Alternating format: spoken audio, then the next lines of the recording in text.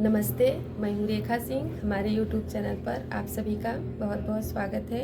मैं आप सबको बरुआ का गीत सुनाऊंगी। लड़का पूजा पर बरुआ होते रहता है, बैठा रहता है, उसको बहुत धूप लगती है तो अपने पापा से, चाचा से, भैया से ऐसा बोलता है, जो हम आपको गा के सुनाएंगे।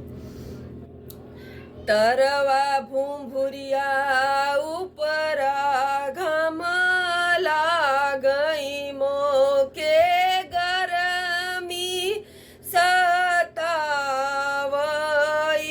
हो तरवा भूंभुरिया उपरा घम लागई मोके गरमी सतावई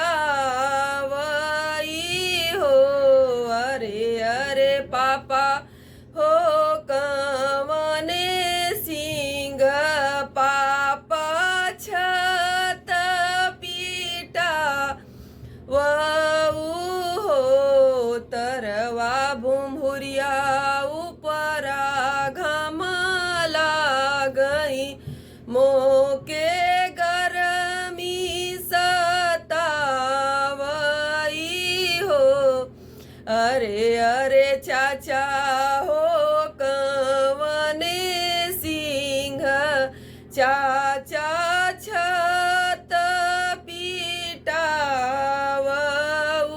हो तरवा भूंभुरिया उपरा घम लागई मोके गरमी सतावई